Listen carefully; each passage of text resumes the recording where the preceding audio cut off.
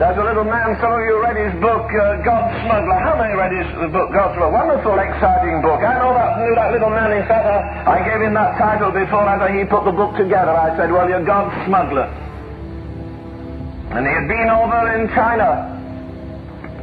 And he said when he was in Shanghai, he noticed men sitting on the side of the road. They'd been for a haircut. And when their hair was cut, they left a cross in the middle of their heads. Cut the patches out, left their hair standing up in a cross there.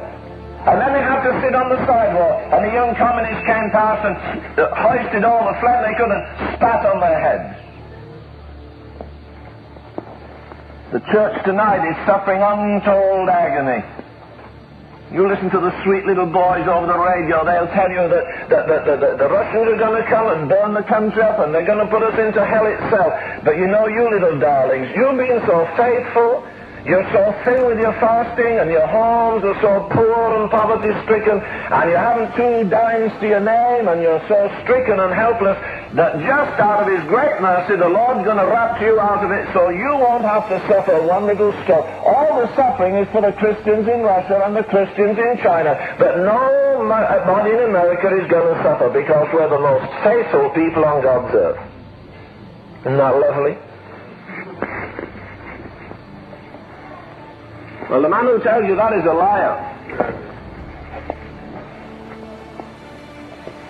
I know a preacher who was in Shanghai, and when he was there, because he had he was in Formosa, and because he had preached in Shanghai 20 years before and found the Chinese people were in Shanghai, were in Formosa where they are now, he went in to see them, and he greeted them in his eloquent Chinese, and they ignored him, and he said, but I'm the pastor, I used to teach you in Shanghai, and they ignored him.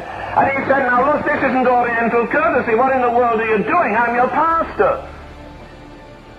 One man looked up from his busy work and just frowned and said, you're a false prophet. A what?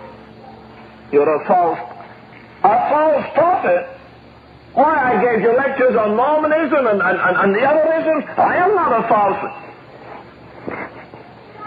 We remember when you were our pastor in Shanghai and you had some maps of the world and some wonderful pictures of the Roman Empire, and you had a marvelous chart on the Antichrist, and you had some more on the dispensations.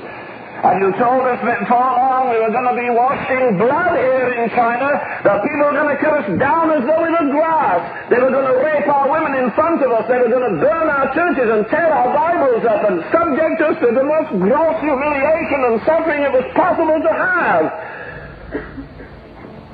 But you said, don't you worry about that, because just before that happens, the Lord's going to take all His dear little children out from this. You're not going to suffer. The man said with tears streaming down his face, my wife was dragged out of my arms. And the last time I heard, she'd had 3 children to the Russian guards. My daughter was taken away, and my sons and my children were taken away. You told us everything that was true except one thing. We weren't snatched out of this misery. The Lord didn't spare us. We're living in anguish and suffering. Oh, we're living here now in a little bit of ease and comfort, but there's nothing that can bind up our broken hearts. No money, no creature comforts. Our wives are gone, our children are gone, our churches are gone, our homes are gone, everything has gone. You're a false prophet, we can't listen to you. You better watch it, preacher, because one day you might go in a concentration camp and some of your church members spit on you for saying the same thing.